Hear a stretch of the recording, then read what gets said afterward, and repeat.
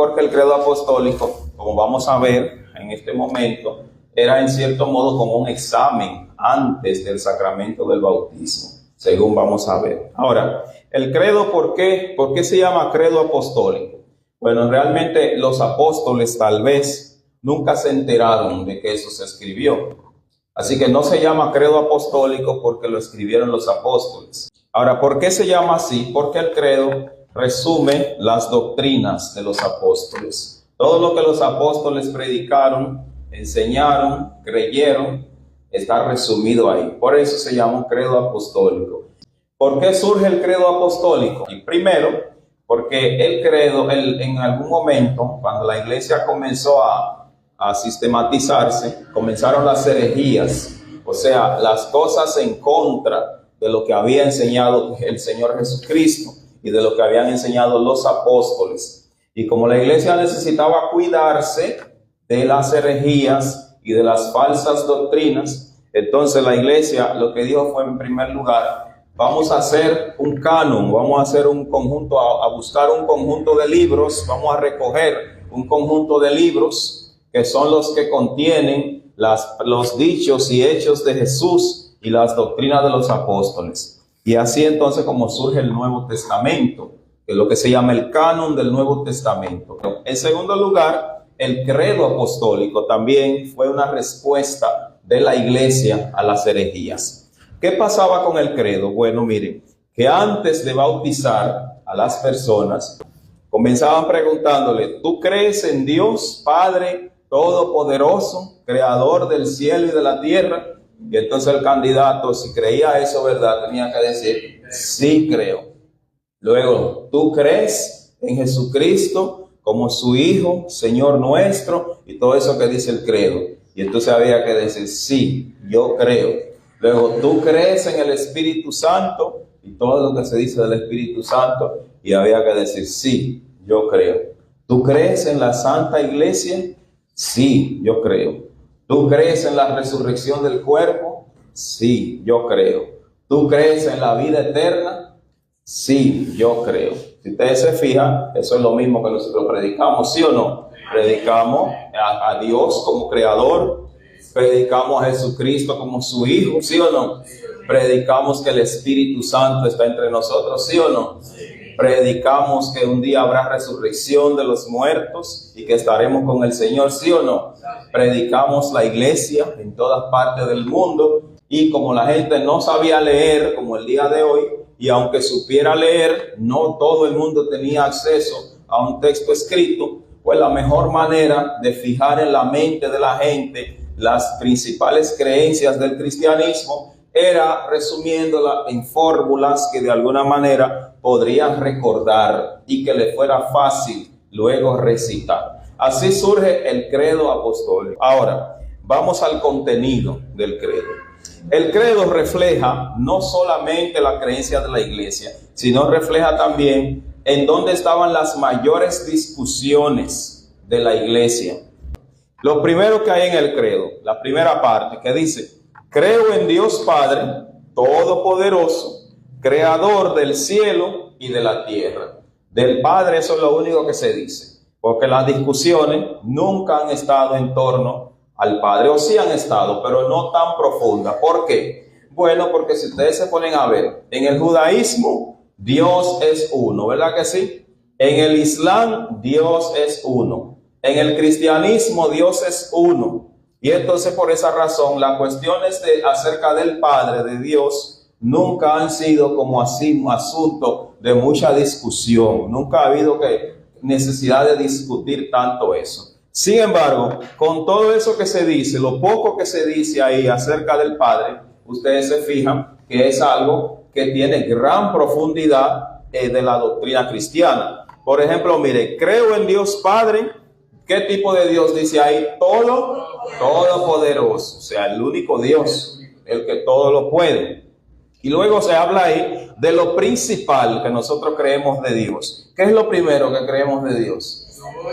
Que creó todo lo que existe. Dice ahí, fue creado, dice ahí, por el Dios Todopoderoso. Entonces, creo en Dios Padre Todopoderoso, Creador del cielo y de la tierra. Eso es lo primero que tiene el credo, la fórmula acerca del Padre, de la primera persona de la Trinidad. Y con ello se trata de fijar en la mente en qué Dios es que creemos. Aunque hay 25,000 personas y 25,000 maneras de acercarse a Dios, pues, pero en el cristianismo nos acercamos a Dios creyendo que Él es Dios Padre, creador del cielo y de la tierra. Y aunque uno vea eso sencillo, al día de hoy no lo fue en el principio cuando ellos tenían esas discusiones. Acuérdense por lo que le dije, las herejías, las discusiones, las incertidumbres, las inseguridades, las persecuciones sobre los asuntos relacionados con la iglesia. Por eso ellos alzan su voz en primer lugar diciendo,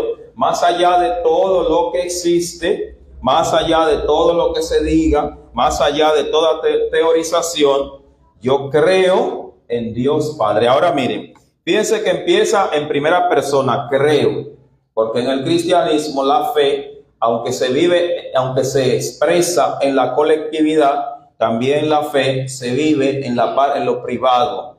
Por eso nosotros hablamos de una relación con Dios. No creemos que, bueno, yo creo en Dios, pero nada más cuando estoy en la iglesia, cuando estoy en el culto, no. Cuando dice creo en Dios, quiere decir yo como persona, como ser humano, como individuo, dentro de mí existe la convicción de que existe ese Dios, de que ese Dios está ahí. Y puedo hablar de eso, puedo vivir esa fe, puedo predicar que Dios está ahí y puedo dar testimonio, puedo dar fe de que Dios vive en mí. Además, si dice creo en Dios, dos cosas: Padre, que es mi Padre, Padre de toda la humanidad, pero también todopoderoso, el que es todopoderoso, el que todo lo puede. Esa es la primera parte. La otra que dice, y en Jesucristo, fíjense que esta parte es más larga, y si ustedes se ponen a ver, esa parte resume todo lo que dicen los evangelios. Oigan, y en Jesucristo, su único Hijo. ¿Se acuerdan el texto de la voz? Este es mi Hijo amado, en quien tengo complacencia. A él óiganlo. Su único Hijo, Señor nuestro. Mírenlo ahí, Señor nuestro. ¿Quién nosotros decimos que es el Señor? Jesucristo, ¿verdad? Que fue concebido del Espíritu Santo. ¿Recuerdan, verdad? Apareció a María, le hizo saber que quedaría encinta. Nació de la Virgen María, fíjense. Luego, padeció bajo el poder de Poncio Pilato. Eso es para decir, lo que estamos diciendo no ocurrió en el aire. Ocurrió en un tiempo de la historia. Ocurrió en un lugar. Es ubicable, es localizable. Entonces, fue crucificado. ¿Nosotros no creemos eso? Claro que sí. Él murió, ¿sí o no? Y fue sepultado, ¿sí o no? Ahora miren la otra parte de nuestra creencia. Al tercer día resucitó de entre los muertos. ¿No creemos eso? Ascendió al cielo y está sentado a la diestra de Dios Padre Todopoderoso. Fíjese, ¿de dónde vendrá a juzgar a los vivos y a los muertos? ¿Qué cosa de esa que dice ahí de Jesucristo no creemos? A ver, levante la mano a alguien y dígame, ¿qué cosa de ahí no creemos como iglesia? Cristo, su único Hijo. La cuestión de Jesucristo como Hijo de Dios siempre ha sido una discusión en muchos grupos. Y en el principio del cristianismo lo fue mayormente. Y ustedes saben muy bien que nosotros decir, por ejemplo, que Jesucristo es Dios y a la vez es Hijo, ¿a quién eso no le hace ruido? Eso le hace ruido a todo el mundo, ¿verdad? Porque uno dice, o es Hijo o es Dios. ¿Cómo es la cosa? Lo que pasa es que por un asunto de lenguaje a uno le cuesta asumir, porque a veces uno dice Hijo y yo pienso en Hijo, por ejemplo, como Isaías, que es mi Hijo. Eso es igual, por ejemplo, que uno dice de que persona, 3 personas, ¿verdad? Para la Trinidad, y uno cree que 3 personas en ese contexto es yo, Fedín y Paloma. No. Persona en ese contexto no tiene que ver nada con la manera en que nosotros nos referimos a la persona. Es otra cuestión, que es una cuestión de lenguaje que no logramos nunca nosotros como captar a plenitud. Eso mismo pasa con la cuestión del Hijo. Entonces la gente decía, ¿cómo que es Dios y es el Hijo? Eso no hay forma de explicarlo. Por eso la iglesia entonces a través de su credo dice, sí, aunque no podemos con nuestras palabras limitadas explicarlo a plenitud, creemos que es su único Hijo. Entonces miren cómo dice, Señor nuestro, o sea, no es el César de Roma nuestro Señor, no es ninguna otra autoridad sobre la tierra, ninguno de los dioses, tampoco del imperio. Nuestro Señor, decían ellos, es Jesucristo. Y acuérdense que estamos hablando de una iglesia que persiguieron a causa del evangelio, una iglesia a la que se le trataba de infiltrar creencias distintas a las que ellos predicaban. Por eso decir eso de que Él es Señor nuestro, como también decía el hermano, es decir, es Señor de todos, pero es el único Señor que nosotros tenemos. Entonces, fíjense de eso. Concebido del Espíritu Santo y nacido de la Virgen María. Podría haber dicho nacido de María, pero ¿por qué ustedes creen que hace el énfasis? Nacido de la Virgen María. Porque en el cristianismo creemos en lo que se llama la Inmaculada Concepción de María, que ella no había sido tocada, según creemos en el cristianismo. Ahora, lo que padeció bajo el poder de Poncio Pilato, ya les dije, ubicándolo en una fecha, en un lugar, en un espacio. Entonces fue crucificado, muerto y sepultado. Esa parte de crucificado, muerto y sepultado, había grupos que decían, por ejemplo, que lo que Cristo o lo que Jesús vivió no fue en cuerpo, sino que fue como una especie de sueño, como de su espíritu, como que en su carne Él no vivió eso. Entonces, para contrarrestar eso, entonces por eso el credo habla de esa manera, diciendo que Él no solamente fue crucificado, como diciendo, igual que cualquier otro fue crucificado, igual que cualquier otro murió, igual que cualquier otro también fue sepultado. O sea, sucesos que la gente vio, que la gente pudo palpar, cosas de las que la gente no puede hacer discusiones porque está seguro de que ocurrieron. Ahora miren esto, al tercer día resucitó de entre los muertos. Ahora miren, aquí hay una parte del credo que no está ahí, que ustedes han oído, que dice después de aquí, descendió a los infiernos. ¿Lo han oído? ¿Verdad que sí? Que en esta parte no está. Bueno, ¿por qué? Porque en algunos textos, la cuestión de descendió a los infiernos, se entiende como la palabra infierno, a veces se usa como Seol, que significa infierno o lugar de tormento, pero también significa como el sepulcro, Pero ¿qué pasa? Que el texto se complica un poquito porque en el Evangelio sí dice que descendió a los infiernos, pero además de decir eso, tiene una fórmula que es la que hace compleja la interpretación, porque dice en uno de los Evangelios que predicó a los que no habían oído el Evangelio antes de su llegada. Y entonces ahí se hace un poquito más complejo. ¿Qué pasa con eso? Bueno, que esos son de los textos que en el cristianismo nunca se ha encontrado una explicación plena de ello.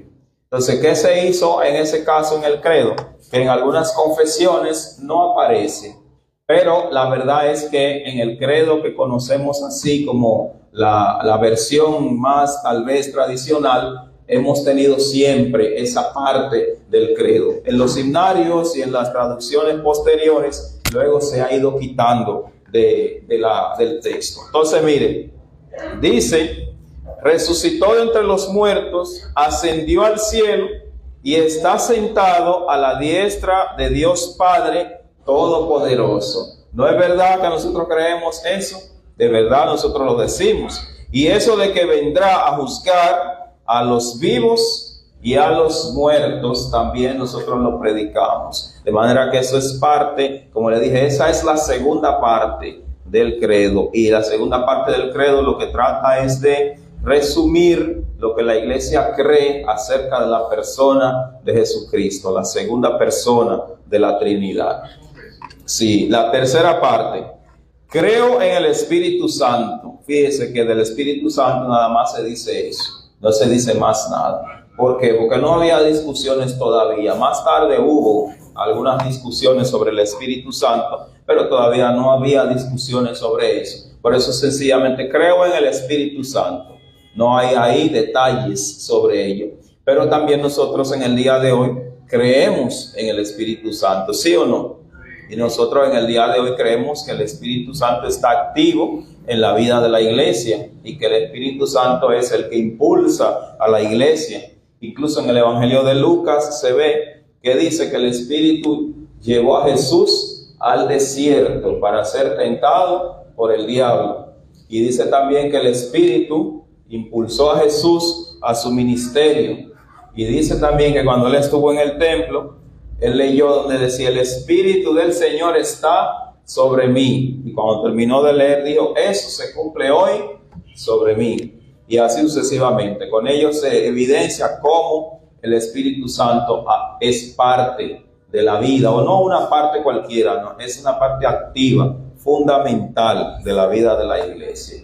Nosotros, de hecho, en el día de hoy cantamos que el Espíritu de Dios está en este lugar. Y si decimos eso, es porque lo creemos, porque si decimos eso y no lo creemos, entonces somos hipócritas, ¿verdad? Pero decimos: el Espíritu de Dios está en este lugar. Entonces en el credo dice eso: creo en el Espíritu Santo, la Santa Iglesia Universal. Y ahí va lo que el hermano está diciendo. Bueno, lo que pasa es que la palabra católica significa universal. La palabra católica es una palabra que significa universal.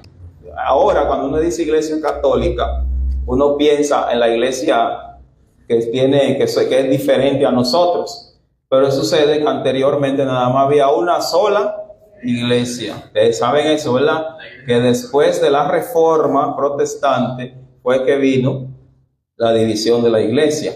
Incluso antes de la Reforma hubo otras divisiones. Pero cuando el credo se escribió, cuando se decía católica, no se refería al concepto católico que nosotros nos conocemos en el día de hoy. Ahora, dice también: creo en la comunión de los santos. ¿Sí o no? Cuando nosotros nos reunimos aquí, ¿por qué ustedes creen que leemos la misma Biblia, leemos los mismos textos, cantamos las mismas alabanzas, aunque con distintas, a veces letras, distintos ritmos? Iba a decir algo. Sí, me quedo, pastor.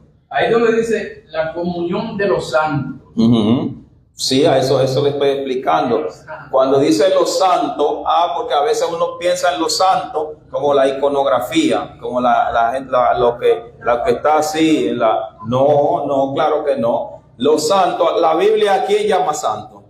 Cuando dice nosotros cantamos: vigilemos los santos en la tierra. ¿Que vigilemos los muñecos de las iglesias? ¿Qué está diciendo? Claro que no, porque los santos, hay que entender bien el contexto en que se dicen los términos. Los santos se refiere a todo el pueblo del Señor que le alaba, los que se reúnen aquí, los que se reúnen allá, lo que quiere, fíjense que dice la comunión de todos los santos. Eso se dice después que dice la Santa Iglesia Universal, o sea, toda la iglesia. Ahora dice: creo que cuando todo el pueblo se reúne, sin importar el nombre, está en comunión. Dice también: creemos en el perdón de los pecados. ¿No creemos en eso?